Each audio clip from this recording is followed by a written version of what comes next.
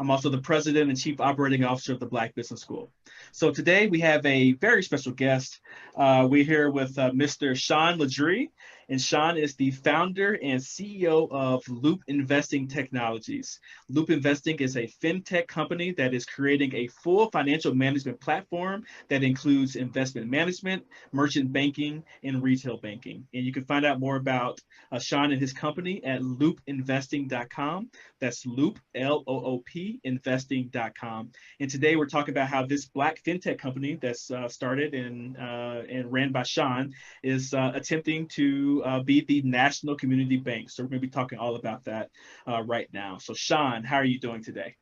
Doing great. Thank you so much for having me on, Lawrence. Really appreciate being here. Yes, my pleasure. So can you start off by telling the audience what is Loop Investing and what do you guys aim to do and how did you get to this point in your career? Yeah, absolutely, absolutely. So, before starting off, I worked on Wall Street, and so I've always been kind of fascinated that Wall Street, the financial machine, really works very well for certain parts of our country. And one of the things growing up on the south side of Chicago, we had Pullman Bank, and I've always wanted to know, like, why aren't there any really great financial institutions that are, for our people, that are by our people, and that are helping our people. And so one of the things I started studying was just like these giving circles, susus. And so from that standpoint, susus really, are a great mechanism in terms of community. It's the community coming together, being there for one another when you really need to. But there are so many things that necessarily aren't really desirable with susus. However, we have technology. And so I began creating Loop with the idea of if we can take technology and take the spirit of susus and really try to help some of the issues that are just specifically problematic to Black and Latino communities in terms of saying, how do we take the spending power that is so vast and actually translate that into actual accumulative wealth. And so we've been working on this, and I have a great team that I'm partnering with. And our idea is to actually bring this to market and launch it. And so I got here by way of my experience on Wall Street, by way of going to grad school, and by way of actually growing up on the south side of Chicago and seeing firsthand how we're actually banked in large minority communities versus the suburbs or versus downtown. Well, talk about that then. So talk about your experience on Wall Street, and then after that, let's talk about what are the differences that you see in terms of how communities are banked in the south side of Chicago versus in the suburbs versus, let's say, the financial center of New York City. Yeah, absolutely. So, one of the things I've always been fascinated by was just, stocks. I remember growing up and actually watching channels, the business channels, way before CNBC and Fox News, Fox Business, and literally it would have the ticker tape. And I was just like, wow, what is that? And I remember getting my first internship after high school and being on a trading floor in Chicago. And there was this guy, he was really excited. It was just so many noises going around. I was like, this is a great environment. I heard somebody pick up the phone and say, hey, you're wasting my time, and then slam the phone down. And I was just like, this is a great environment. So from that point on, I was just like, I want to be a part of Wall Street. So I was very fortunate and blessed to actually go to work for Morgan Stanley. I worked in their individual fixed income department. My job literally was selling individual bonds to financial advisors. Learned a lot, really was able to kind of get a solid foundation. And then I had a couple of more additional stops before I actually went on to get my MBA from Duke. After getting my MBA from Duke, was able to actually move over to the institutional side of fixed income and interest rates at Bank of America Merrill Lynch, where I was actually helping to cover some of the largest institutional accounts in the country. When we think about large institutional accounts, talking about PIMCO, JP Morgan Asset Management, as well as some large hedge funds. And so one of the things is that when you start talking about financial institutions and what is the difference between, say, the South Side of Chicago versus a New York versus the Hamptons or Westchester. Now, again, Westchester and the Hamptons, very affluent areas of New York. So I grew up on the South Side of Chicago. I grew up in an area called Roseland, and Roseland is about 5 mile square radius, about 60,000, give or take, in terms of population. There is one brick and mortar bank, and that brick and mortar bank is on 103rd and King Drive. However, there are 4 payday loans in that 5 mile square radius and 8 currency exchanges, right? And so what I always think about it, Lawrence, is this. We're always told that these communities need to pick themselves up by the bootstraps, and they need to grow and all this other stuff. And like, it's the equivalent of telling someone that you need to eat healthier, and there are no healthy options. That it's the equivalent of living in a food desert, and all you have are fast food options, but you're told that, hey, you guys need to do a better job of saving and investing.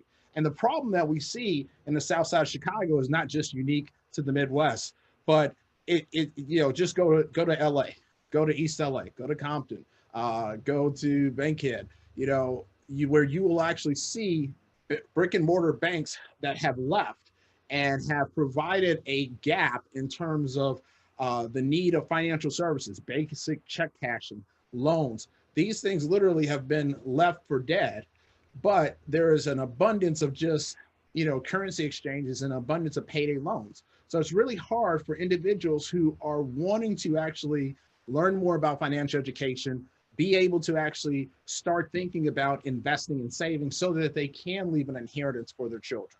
And see, that for me is the real problem, is that when you have more pawn shops and currency exchanges and more payday loans, and that's all that's given to you, then you're pretty much set up to fail. Yeah, you know what? I think that's a great point because, when I talk to a lot of people about finance, you talk about these big numbers in terms of bond rates and equities and like all of these different types of things. And we sometimes fail to relate it back to how that affects actual people and the things that they actually care about, right?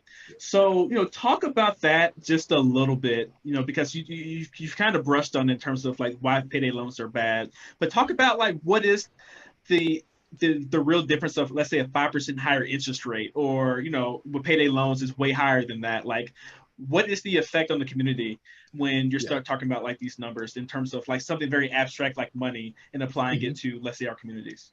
No, that's a great point. So what I would encourage everyone who's really interested in finding out exactly how different communities are banked. There's a wonderful author out there. Her name is Mahira Baradaran, right? And she has wrote 2 great books on how the other side banks, as well as The Color of Money. And so within that, you start talking about, okay, how does why do people take out payday loans? And the scary thing about it is that people who take out payday loans aren't uneducated, right? They have either graduated from high school, they have some type of college years underneath their belt. So they're not making this decision, hey, willy-nilly, and they're not irresponsible. They know for damn sure that this is a high interest rate, and they don't take it lightly. However, when Bank of America is not in your community and they're not making small personal loans, what other option do you have, right? And so from that standpoint, yes, it's kind of suicidal to take out a payday loan, because we know the average payday loan is 400% interest, and that's ridiculous. And that so the question then becomes, what other option do you have besides using your check account to actually bounce checks off of? You're being charged 35% every time you go over, right? You can take out this payday loan, or you can try to borrow from friends and family. And so, from the standpoint that these options have been forced upon certain communities, and these options are never, ever in discussions when you start talking about living on the Upper East Side or living on the Upper West Side, right? That's never a situation. And so, the idea has to be, are there other mechanisms for individuals who are hardworking to be put on a path to credit normalcy where they can actually get a regular rate of interest for a basic loan, right? Can they actually be put on a path to where they can improve their FICO score? Because one of the things that and I teach, I teach at my church that I grew up in, and we've been doing some phenomenal classes. Last couple of classes, we talked about sort of like this path. When you go to school and you go away to college for the first time, you got to get a license to get a gun. You got to be 18 to vote. You got to have a license to drive. You have to actually be 24 before you can rent a car by yourself. But to sign up for a credit card to get yourself in debt, all you have to do is be 18, and there's nobody there saying, hey, look, these are the things that you don't want to do. And a lot of people get put on this slippery slope early on in college because there are no home ec classes. There's nobody to really kind of, big up somebody and say, hey, look, let me take you underneath my wings and say, hey, don't sign up for the credit card. You're going to be on the quad, and they're going to be giving out free t-shirts, and you're going to be thinking about the ramen noodles. You're going to be thinking about sardines, and you're going to say, man, I got this plastic in my pocket, and you're going to go big a couple of weekends. But when that bill comes, you're going to start scratching your head. So for me, it's like the financial education for our communities and the ability to actually execute go hand in hand. Yeah, I mean, I had a guest on here not too long ago named Stephen Hughes. And Stephen, he teaches financial literacy to college students, but he was talking about when he got to college, he was able to open up maybe like $40,000 or $50,000 lines of credit. But then by the time he left college, he had like a 358 or 360 credit score or something. I can't remember the exact number is, but then he's been trying to just rebuild, over the past, 5 or 10 years, since then. And you're right. I mean, there are no there are only bad options in a lot of these neighborhoods, right? And we need I guess better options out there. So let's talk about the better option, which is what you're building and what else is out there, right? So talk a little bit more about what Loop Investing is building, and why are you making it a comprehensive platform, and I guess what's the ultimate vision for your business? Yeah, and what we really are looking to do is to build an entire financial platform so that capital can be freely available no matter where you are specifically in the community, right? So here's the thing, and we know that this is a real issue. When somebody makes it, we always want, like, if you grew up on the west side of Chicago or you grew up in Cabrini Green, the idea is for you to make it. The idea is not for you to go on to a 4-year education, go down to University of Illinois, accumulate this debt, accumulate all this knowledge, and then come back, right? That's never the idea. But what happens when you do move out of where you grew up? How do you give back, right? And short of giving money to mama and them, or giving money to your friends and family, or buying a small business and keeping your day job, there's really no way for you to give back. And so we're looking at that from an individual perspective. Like, how do we help individuals who have, quote unquote, been able to make it, be able to go back and give and invest in a meaningful way? Because here's the thing, if Lawrence, if I'm your financial advisor and we look at your portfolio and we say, hey, look, you got X amount in fixed income, X amount in equities. So what are we going to do in terms of alternative investments, right? So I tell you, well, look, KKR has this great real estate investment, this great REIT. That investment into that REIT is going into downtowns. That investment in that REIT is going into development in pretty much communities that don't look like look like communities that you and I live in or you and I grew up in. So that is a problem, because we know that there are Black and brown dollars who literally would love the opportunity to invest in their community to do two things. To, number one, get a profit, right? We never ever want to sacrifice profit for the sake of doing good. But then also too, if I can get a healthy rate of return and and do good, sign me up. So we want to take that route. We want to be able also to help small businesses. And also too, we want to be able to give real options to individuals who are hardworking. You know, I'll never forget the fact that I split time between my mother, who was raising me single, and then also to my grandmother. And so from that standpoint, you know, what bank or what financial services is catering to those individuals who are hardworking, Why is it that if you work downtown, that's the only time that you get to actually see a business professional or a banking professional? Why is it that, you know, the only bank branch near you is 5-10 miles away, and you gotta, and if you don't have a car, God help you, right? And so I think that this space, there are a lot of silos, there are a lot of different startups who are trying to do this, but no one is actually trying to bring this all together, because one of the things that I'm hearing as I'm talking to people is convenience, right? That how I already got 10,000 apps on my phone. Why do I need 60 apps just to do checking, banking, saving, and investing, like, and financial education? So that's one of the things that we want to do, and we're really obsessed about is making it easy, because one of the things is that I had a conversation yesterday, and I'll wrap it up, but I had a conversation yesterday with a young man who said, hey, Sean, I really want to invest. I really want to invest in the market. And, you know, I look at Apple, and then I see the fact that Apple is trading at X. But then I also look at Google, and Google's trading at $2,000 a share. And man, I just don't got the money for it right now. You know what? I'm gonna wait for the price to come down. Click. He called me up. He calls me up a year later, and I kid you not, verbatim, Lawrence, he says the same thing. And there are a lot, and he's not an outlier. There's a lot of individuals who say, hey, look, I want to invest. I want to do better. I want to be on a path where I'm accumulating wealth. However, when I start looking at these things from my vantage point, this is too hard. So you know what?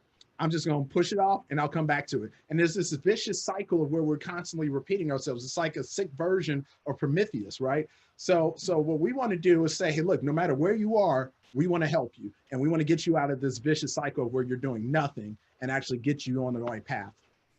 Well, you know, I think that's important, and you know, you brought up a whole nother conversation with regards to, you know, who's advising, you know, our, you know, people with money, even from the middle class who have money to invest, to, you know, our, you know, rich athletes, to others, you know, who may be in banking, where, you know, their first thought is to go to, you know, KKR, you know, private equity, whatever, and have people invest on that particular front, right?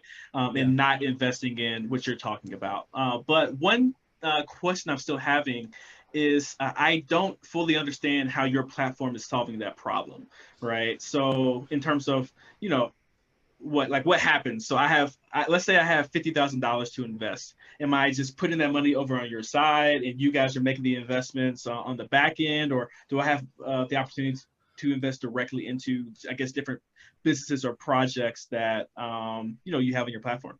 Yeah, that's a great question. So one of the ways that we're going to actually make it easier is that by investing in Loop, we will actually seek out funds that are specifically designed to help provide capital to the small businesses in communities that look like you and me, right? That specifically are going towards first-time entrepreneurs, entrepreneurs who have actually been in the community and have been institutions who literally can't get can't get a loan because there's only one brick and mortar bank. And specifically, their standards are so high and so astronomical, right? So when you're investing with us as an individual, and we start talking about, hey, you know, tell us what your risk tolerance is, tell us, you know, how you want to be invested. After we get through the normal specifics about what type of investor are you, now when we start talking about, okay, you know, every balanced portfolio should have some measure of exposure to alternative investments. Well, as opposed to us looking and seeking to put your money into an alternative investment in a REIT or KKR or something like that, are there other ways and other funds that we can invest in so that we can actually do a couple of things, so that you can actually invest in communities that you actually care about, and number two, that the actual small businesses in those communities can actually receive those funds. And so the great thing about technology and where we are, Lawrence, is that is no longer a pipe dream, that there are institutions out there, there are also entities out there specifically that are going after this front. And my thoughts are is that with the most recent uprising, with the Black Lives Matter movement, and more consciousness about, hey, you know, as PPP was getting doled out, only 20%, 30% of African-American and Latino businesses were actually able to get a loan. Meanwhile, you hear about the Lakers, you hear about Ruth Chris being able to get these loans, and that wasn't the intention, right? And so, so what we're going to actually do is use our technology and use our platform to actually create a more seamless investment experience for individuals who really kind of care about my end dollars getting into the right hands. Love it. I'm here with Sean Ledrie. Sean is the founder and CEO of Loop Investing Technologies, a fintech company that is creating a full financial management platform that includes investment management, merchant banking, and retail banking. You can find out more about him and his company at loopinvesting.com. That's loopinvesting.com. If you all have any questions for Sean, please go ahead and put it into chat. We have about 60 people watching right now. So yeah, quite a few of you are out here interested in this subject, but I had no doubt about that even to begin with. So please check out Sean and Loop Investing. And also make sure that you like this video, share and subscribe. Actually, on the count of 3, if everyone can press the thumbs up button on YouTube, that would be great. 1, 2, 3. Go ahead and press that thumbs up button and show Sean some love so YouTube shows us some love as well. All right. Let's talk a little bit about, let's see, where do I want to go with this? Let's talk about black banks. Mm-hmm. Yeah. And I guess, you mentioned the book, The Color of Money. Let's just start there, right? So you mentioned the book, The Color of Money, and, she has been everywhere. The Color of Law is, I guess, the sister book I think of it as, since they both, talk about similar things. One talks about real estate, the other talks about the banking and, black communities, that type of stuff as well.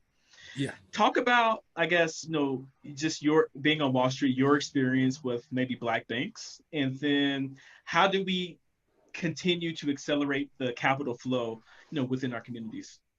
Using those institutions, and then what you're doing too, of course. Yeah, that's a great point. So, one of the things that as you read the book and you're hearing passages that, community banks necessarily are lending to black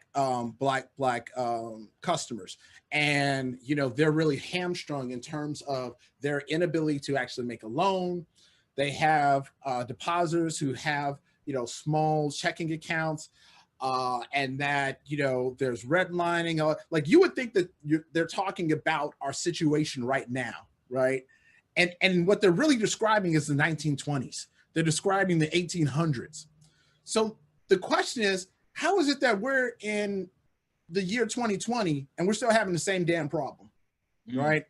And so, when we began 2008, I believe that there were about, don't quote me on this, I believe that there are about less than 100 black community banks. And after 2008, I think it's around 50 or 60. Currently, right now, there's about almost 25 black community banks. And why is that a problem? Why is that a problem? So take a bank like Shore Bank, right? I grew up in Chicago. Shore Bank used to be South Shore Bank. Anybody and everybody who lived on the south side of Chicago knew about Shore Bank. I didn't realize that Shore Bank literally was upheld and actually recognized by President Clinton as being a model for lending to the community. That the founder of Kiva actually came and talked to them about how did they actually get around this problem. Before he launched Kiva, he came to Shore Bank to ask them, how does this work, right? And so they were ahead of their time. The problem is that so many of our black banking institutions, that when the shocks come that we're ill prepared for, like the pandemic, like the credit melees of 2008, that we don't have a support system in place to really help absorb the shock of these banks. And so, the other thing too is that, well, if more of us actually banked at, Carter Bank in New York or United in Atlanta, or would that flip the script? Possibly, right? But in her book, and I really like it, the deck is stacked against us. traditional banking as it stands in terms of saying, well, you know, if we just take our money and we just go deposit it into this bank, then that should be enough. No, no, no, that's not just enough, because the actual standpoint is that that is a loan for that bank. That is a demand deposit. That, even though it's there and it's nice to have, whenever there is money withdrawn from that bank, the bank has to cover it. And banks make money on their ability to actually make loans long term, whether that be a car note, whether that be an actual mortgage, and they're making money off of that spread. So if you have an actual deposit base that fluctuates and is constantly transaction, you know, how can you really say, I can start making loans, I can start doing all these things in order to stay profitable and sustain me should something happen? So, you know, the one thing that I really believe that's going to be our salvation is that we have to start thinking outside the box. We have to actually start utilizing technology the same way that a Chime has been able to actually open up 5 million accounts. Now, again, I'm not saying that those are 5 million unique users, but according to Chime, they have 5 million actual banking accounts. That makes them one of the top 20 banking by actual accounts in the United States. When you start thinking about somebody like Edcorns and Stash being able to overnight combined have over close to, I'm going to say between the two of them, have close to 4 million different unique users, right? So we have to actually look at how can we not walk away from community banks because they need our help, but how can we leverage technology in order to make sure that they stay in existence, because their existence is important. Every community has its own financial institution, and I think that there's nothing wrong with that. We absolutely need that. But how can we actually bring these institutions forward into the 21st century and be able to make sure that they stand and are around for the next century? You know, I was reading a book called Private Empires, and it's about ExxonMobil and ExxonMobil's influence on the world. And it was interesting when they were talking about, you know, working with just different world governments, because they are, you know, strong enough and powerful enough in terms of just the oil, you know, the oil industry, to kind of be their own, you know, independent entity, you know, because they have so much power worldwide. But one of the things that they mentioned, and it kind of made me think, or what you were talking about kind of made me think of it, is like this risk assessment, right? In terms of assessing risk and going to like different countries, that type of thing. They don't really care about who the president or the dictator or whoever is like in the particular company or a country, as long as their oil keeps flowing. And they kind of assess that in advance, where they're looking at like 100-year time horizon in terms of the stability of a different country in a different region. Yeah. And what you mentioned in regards to, I guess, the risk fluctuations in terms of even car loans, right? In terms of how a bank may, you know, look at that. From your perspective, why isn't Bank of America or Wells Fargo or Chase or whoever going into these areas, you know, from, I guess, a risk management perspective? And are you ever concerned that, you know, they know something that you don't know, or vice versa? No, it's a great question. The reason why they're not there is because they can't make any damn money. The bottom line is that and I'm so glad that you said risk assessment, right? Because the thing about it is that post 2008, Wall Street almost paid the same amount of money in terms of headcount, but was not making as much money pre 2008. And there's a funny story about how one managing director came on the floor the day after, like the day of mass layoffs. Like, they had to sit there and they had to fire all these people. And then he came back the very next day, and the entire trading floor, which was empty yesterday after the mass firings, they had a whole bunch of people. So he pulls over to his secondary guy and he says, well, who are all these people? And it's like, well, that's compliance, right? So the point of the story is that when a bank actually has to make a decision in terms of who are they going to lend money to, whether they're going to actually approve a $1,000 loan or they're going to approve a $100,000 loan, it costs them the same amount of money to actually approve and service that loan. So which one would you rather approve, right? Which one would you rather focus on? And so that is the dilemma that we have, is that Bank of America, Chase, and Wells Fargo have strategically, and I don't blame them, they have strategically said, we are going to focus on a handful of zip codes. Case in point, Lincoln Park in the city of Chicago. Lincoln Park is a very Tony area. It is a 5 mile square area. WBEZ actually has a report. If you ever have a second, you can Google it. So WBEZ in there, they did some comparison. They went back and studied. Now, again, Lincoln Park is a 5 mile square radius. Anybody who's familiar with the south side of Chicago. I used to live there. Sorry. Yeah, go ahead. Exactly, right? It's a nice area. I love Lincoln Park. I actually lived up there too. I mean, you got the zoo, you got what's that? The Wiener Circle, right? You got a lot of great things. And so what they were saying, Lawrence, is that they said since 2000, since the year 2000 to now, the banks in the city of Chicago have made 10 times the amount of mortgage loan approvals to that little small 5 mile square radius than the whole entire South Side. And when you start looking at the numbers, and you're just like, damn, right? Because you can actually see it in terms of bearing out. They gave some ridiculous low number of the number of mortgages that Chase will actually approve on the South Side. I don't even want to say it. I think it was like 3 or something per quarter. But when you start thinking about it, like, hey, somebody's selling their condo, somebody's selling their townhouse, and you start looking at the velocity, like, oh wow, right? So these banks have literally made the strategic decision to do what's in the interest of their shareholders. I do not begrudge them. But the question is, who's going to do what's best in the interest of the shareholders of those communities, right? Why is it that it's either feast or famine? And why so often have our communities have been left to kind of fend for themselves, to actually say, okay, we're going to put a branch in you guys' neighborhood, but guess what?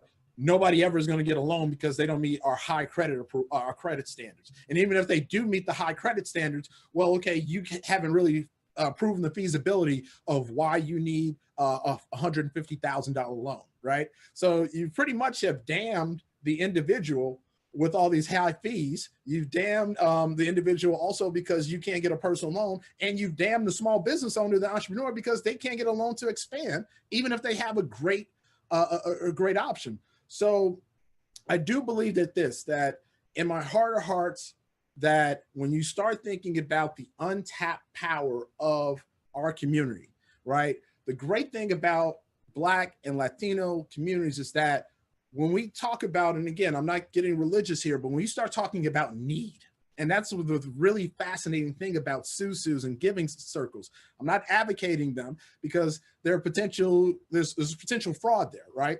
However, it's the idea that, look, I know you, you're my neighbor. I know that person, they're my friend. I know that person, that's my niece, that's my cousin. And we're going to get together collectively, and we're going to actually start helping each other. And whenever there is an actual need, that person will have access to the capital in their time of need, right?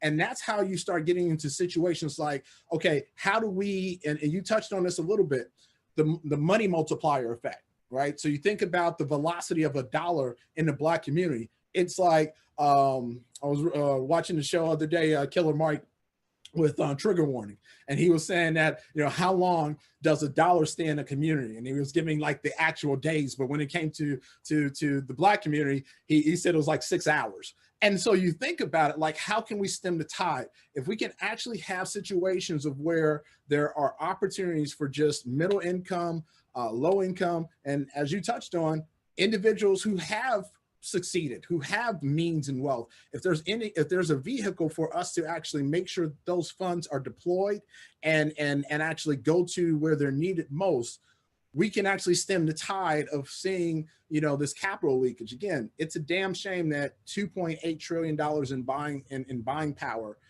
actually is not reflected. That we are when you start talking about median wealth, that the average household median wealth for white America is $135,000. For the average Latino household, it's $9,000. And for African Americans, it's $7,000. Like, and again, this is not like this just happened. And going back to the book, we've been dealing with these things since Reconstruction.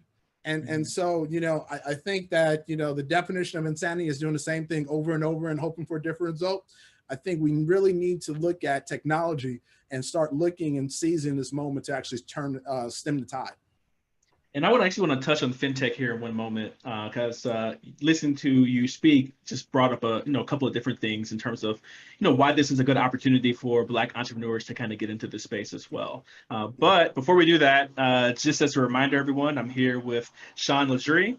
Sean is the founder and CEO of Loop Investing Technologies, a fintech company that is creating a full financial management platform that includes investment management, merchant banking, and retail banking as well. And you can find out more about his company at loopinvesting.com. That is loopinvesting.com. And today we're talking about Sean and his Black fintech company and how they aim to be the national community bank. So please make sure that you press the thumbs up button, show Sean some love, show this video some love, so that we can get some additional promotion and circulation, and also share and subscribe to the Black financial content if you would like to see more interviews like the interview we're doing today here with Sean. Sean, let's talk a little bit about fintech before we get out of here. And yeah. So a couple of things came, just an extension of what we just talked about before, right? Excuse me. Yeah, so an extension of what we just talked about before in regards to why Bank of America isn't going into these neighborhoods, that type of thing. And you mentioned it costs the same to service and to create a loan of 10,000 as it does 100,000 or $1 million. So that's why they are concentrating all of their energy into like these these areas like Lincoln Park in Chicago or whatever it might be, right? Yeah. But I also see that as opportunity for Black entrepreneurs such as yourself and other people who may be watching this interview. So can you talk about the opportunities in this fintech space? What came to my mind was, if you're Bank of America, whatever new business or business that you're getting into, you need to make millions and millions and millions or even billions of dollars to actually, from an opportunity cost perspective, to make sure that's actually worth it for you. Right. When you are a smaller entrepreneur or someone who's just trying to go after a niche market, you don't really need that to actually have a sustained business that makes you free from the corporate plantation, basically. Right. And when I thought about this, there was another conversation with a guy named Jason Fried. Jason's a tech entrepreneur in Chicago. He started a company called Basecamp and then has a new email service that's getting a lot of publicity called Hey, that is basically like a competitor to Google in certain types of way, where Google's a free service, but Hey costs $100 a month. But the problem, or not $100 a month, $100 a year. But the problems that Hey solves at $100 a year, it may not be free, for Google, but they don't need $1 billion return on investment, to justify that expense in like getting into like that particular industry. They'll be good with making $10 million a year or $20 million a year, for their company, right? And I see similar opportunities in the fintech space. So can you talk about, as a Black entrepreneur, what are you seeing as the opportunities in the fintech space that people can take advantage of? Yeah, absolutely. So I love the fact that, you talk about like these large numbers, right?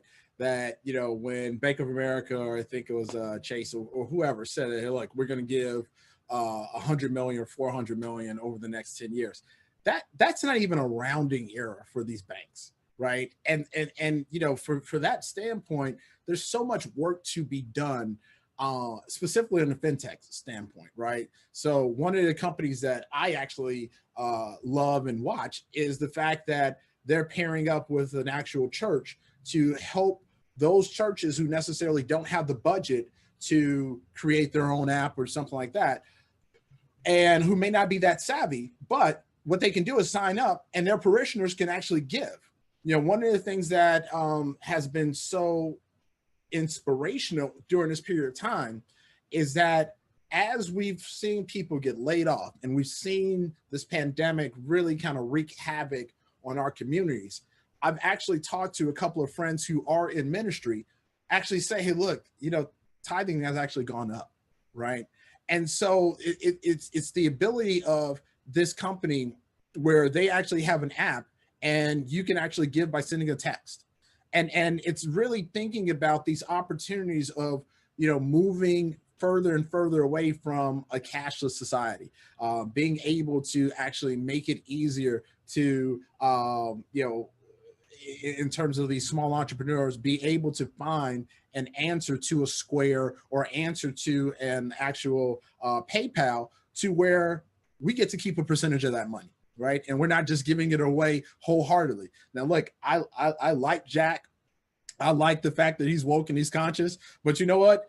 Square's not the only game in time, right? There are other opportunities for us, because when you start thinking about all the barbershops, all the salons that really don't operate in cash, is there some way that we can actually white label or use payment systems? And one of the things that I'm actually seeing is that the payment space has not been spoken for. There are so many other developments where there are literally companies that will allow you to come on and actually white label should you have the numbers. So that's one thing that we can be also thinking about. What I really what I think is going to be the next avenue is, we haven't really talked about the tokenization that has taken place in the same way that we've seen in Africa with, I'm drawing a blank on the name, M-Pesa, right? We haven't seen that yet. Now, we've seen Apple Pay and we've seen Google Pay, but we really haven't seen sort of like, hey, I don't need to be connected to a specific, cell phone carrier or a specific cell phone. Like, how can we actually get that tokenization in our communities, to whereas it's accepted by, the McDonald's on the South Side, the Herald's on the South Side, right? As well as, other places, because again, we've seen sort of these things take place on a restaurant front. Like if you go to New York City and you go to some of these little small niche restaurants like Chopped or Melt Shop, they actually have a company out of Boston. They have like the scanner that is combined with your points, as well as it allows you to pay with the set credit card, right? I think that market, specifically for Latino and African American communities, are there, and that will actually help us push further and further away from this need to actually have cash on hand. Got it, man. We're getting deep here. I mean, people in the chat say, "You talking about blockchain now?" That type of thing. But we actually don't have time to talk about that, actually. So I actually have to get out of here. My wife just text messaged me and said I need to go take over childcare for the next few hours. So I'm going to go ahead and wrap up. Sorry, I won't be able to have time to take questions from the audience. But I have been doing something new, Sean, with every guest that's coming on now. Just a few rapid fire questions that I have for you before we end. But before we do that, how can people get in contact with you and learn more about your business? Absolutely, absolutely. So as Lawrence has said, please go to loopinvesting.com, sign up. We want to stay in touch with you. Also, if you actually sign up today and say, hey, heard you speak today via YouTube, I have a document on 7 ways that you can actually save money right now. These are tips that honestly, I've shared with people who have been in the industry, and they're like, wow, I didn't know that, right? So definitely want to have you guys follow us and want to stay in contact with you. So go to loopinvesting.com and sign up, and that's the best way to stay in contact with us. All right, here are my rapid fire questions for you. So number 1, what's your favorite business book of all time? Favorite business book of all time is Why Should White Guys Have All the Fun by Reg Lewis. Okay, so Reginald Lewis, of course, Black business legend. So second question is there any CEO or company that you are like following and studying right now to help you with your business? Yeah, I mean, I think that we're actually trying to create an entire ecosystem and a platform. So, I look at Uber and I also look at Airbnb in terms of like, how do you actually create a system that actually is going to pull people to you and force people to actually use your platform. Who is your favorite historical figure from Black history? My favorite historical figure is Martin Luther King Jr.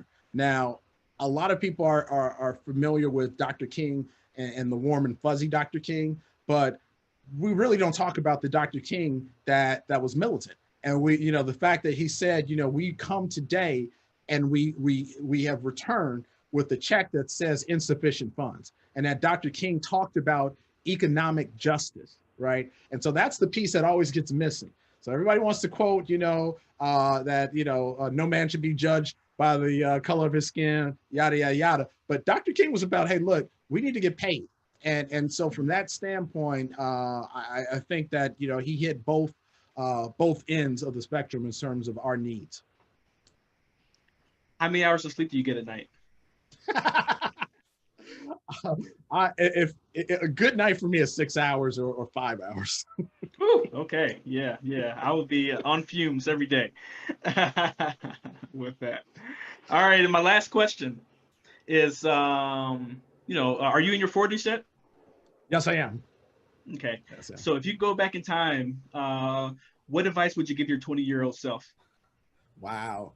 The advice I would give my 20-year-old self is to slow down and to just enjoy the moment. And I think that, your 20s are meant to experiment.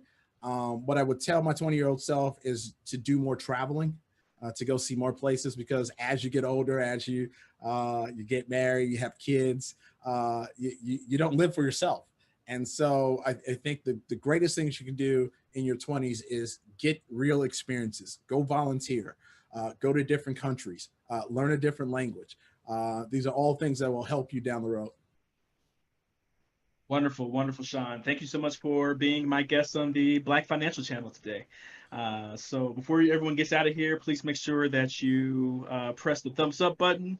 Also share and subscribe. And as a reminder, we've been here with Sean Ledrie. Sean is the founder and CEO of Loop Investing Technologies, a fintech company that is creating a full financial management platform that includes investment management, merchant banking, and retail banking. You can find out more about his company at loopinvesting.com. That's Loop, L-O-O-P, investing.com. And make sure you press the thumbs up before you guys get out of here today. So on behalf of Sean Ledrie, my name is Lawrence Watkins. You all take care, be well, and be